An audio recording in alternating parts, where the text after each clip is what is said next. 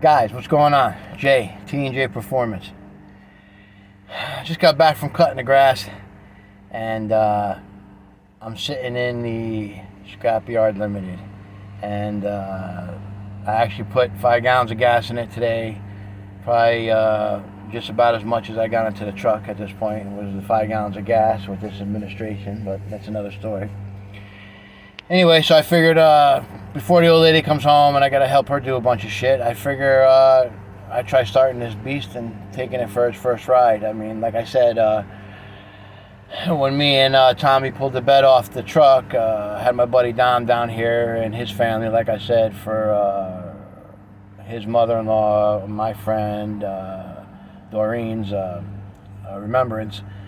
And he came down with his kids and me and Tommy, and we lifted the bed off and set it on the horses. But I had to roll the truck out of the way because it didn't have any gas in it, this Tahoe, and I ended up just pushing it behind the gate. As you can see, it's behind the gate, backwards.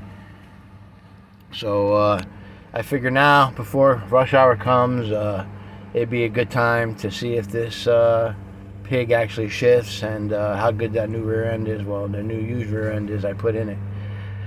Before we get started, guys, I just want to let you know what I've done to this thing. In the prior videos, I've told you I got it from the junk man in Hollywood. Real good guy, known him a long time. We bought parts. He actually had a lot of cool cars back in the day, and he still has them today. But unfortunately, they all rotted away pretty much, and most of them were junk. But he did have some pretty cool stuff, and he does have some cool stuff of his own. He was parting this thing out. He had it online. He was going to scrap it, cut the cats off it, and get rid of it. I asked him if he'd sell me the whole thing. I bought it without a title, just a bill of sale. I'm in the process of filling out the paperwork right now through Vermont to get the title for this vehicle. It didn't run when I got it.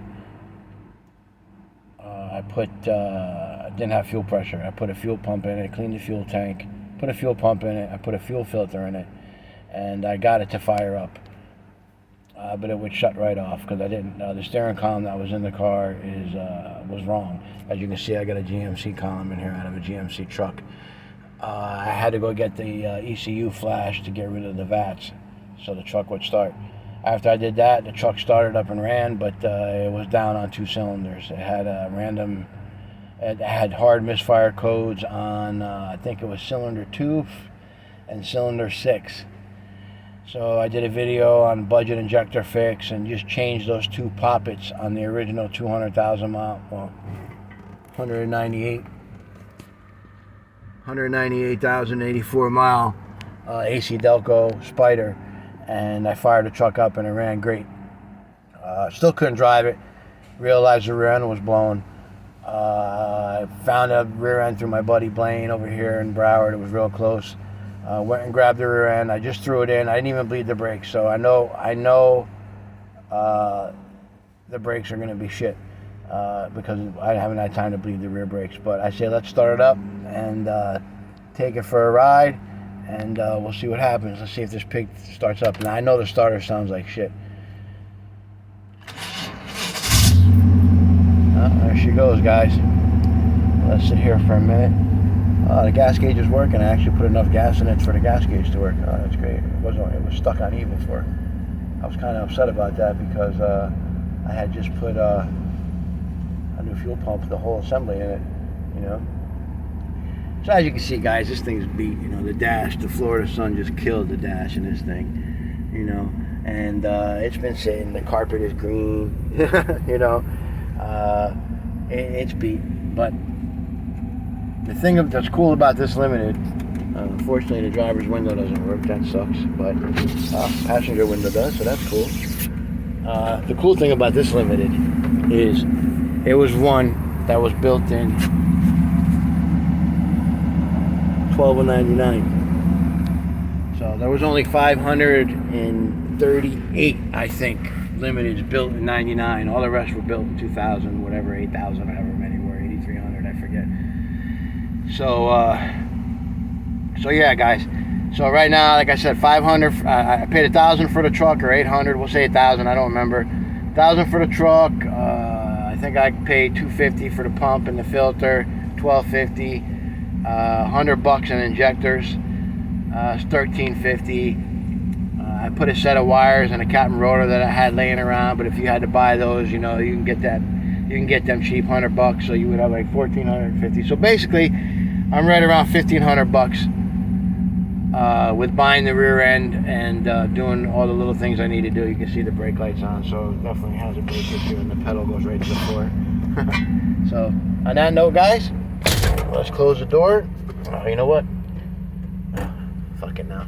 I'm not gonna worry about it. And let's see if this thing goes. I got no rear view mirrors. At least she stops. I'm gonna sweat balls because there's no AC in this thing, and it's, you know, South Florida, 102 degrees. But we're just gonna buzz it around the block real quick. I just want to wait for all these cars to go by.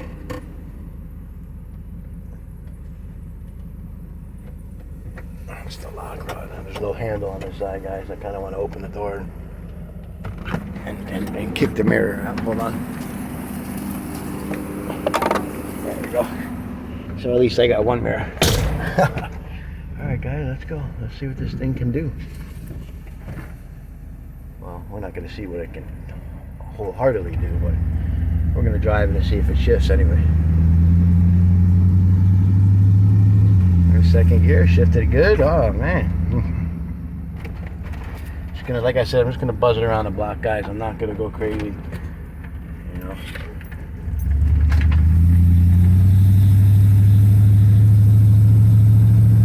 Got neighbor pulling out. There's third. Oh, shifted good, man. A 4L60 actually shifts really well. I thought it would. The fluid looked really good in it. I didn't think it was gonna be blown up. Or at least I knew it would kind of work. You know, I figured. But you never know. You know, sometimes you get cars that they just try to put a Band-Aid on and see if a fluid change will get it to shift again. You know how 4L60s are, man. So it's packed with stuff back here, guys. Got all kinds of trim and stuff for a bunch of other OBS cars I had and that I have, and I'm building, and that Tommy's doing. So we got a bunch of stuff stored in it. But guys, I mean, it runs good, man. I can't believe it. I mean, the brakes suck, but I'm sure after I bleed them and it gets rear brakes, it'd probably be a hell of a lot better. Oh, guys, that's right. I forgot about this OBS in the neighborhood. This guy just got this truck. This bitch is pretty badass if you like big lifted monster trucks. She's a 4-door Tahoe up on, I don't know, I couldn't tell you how big the wheels are. I'm not a mud guy, but that thing is pretty sick. I'm not gonna lie. I like it. So anyway, guys, yeah, you can hear the motor sounds good in this thing. There she goes, shifts in a second. Shifts into third. I mean, guys, come on, man. She's ready to rip. Fix the AC in this thing and bleed the brakes, and I got my buddy Les looking for a dash up in northern Florida for me. I get a dash for it. I'll put this thing on the road and it should be another reliable vehicle. I mean, the motor seems to run good for 198,000 miles. That sounds good. I mean, I'm happy with that. I'm not gonna lie, guys. It's perfect. Perfect for what I need. Got good oil pressure. You know, doesn't run hot. It's charging really good, over 14 volts. So I mean, this thing's pretty good. I mean, for sitting in a swamp, from what I'm pretty sure that's what happened to it. It got flooded, and I'm thinking it got flooded after the rear end blew up. You know, wherever it was sitting, guys. I'm gonna back it up into the yard. I got a weed eat back there. That's why I actually said let me kill two birds with one stone and do a video of me driving this junk. I can cut the grass back there. So yeah, guys, listen. Thing runs good. Get out and show you this beast real quick, and then we'll end the video. As you can see, guys, there's parts everywhere. It's just stacked with OBS stuff. But anyway, I'm not gonna shut the door because I guess I am gonna shut the door. Yeah, you know, there's dent in the fender and no front grille. Cut the parts here. Dented, another smashed fender. I door shuts right. You know, guys, but I mean, come on. She's not bad. Get behind her. Back bumper's bent to shit. Dual exhaust hanging down. It needs hangers, but the exhaust system is really nice. It actually got a MagnaFlow exhaust on. Shitty LED aftermarket Amazon brake lights that sucked. I'm gonna change it, put original ones in. So yeah, guys, I mean, that's it. She's alive. It runs. It drives for right around $1,500 and a bunch of labor. You too could be at this point. I mean, it's all it is, guys. Labor. Parts are cheap for these trucks. It's doing the work right and diagnosing and taking your time and not just firing the parts cannon at junk and spending your whole paycheck on something and still not having it run right. You know, start basic, like I did with this thing. Do a compression check on the cylinder if you got a miss. Make sure the cylinder's healthy before you put injectors and spark plugs and wires and cap and rotor and fucking distributor and everything else that you think that's going to make the truck miss into the motor besides fixing the problem. You know, some people don't want to realize that, oh, you know, my motor's got TBI motor's got, you know, 326,000 miles on it and it's got a miss when it's idling, but when I take off it's okay. Well, bro, you know, I mean, what do you expect? You know, it's probably down a cylinder, so, you know, it's probably got a weak cylinder. So on that note, guys, take it easy.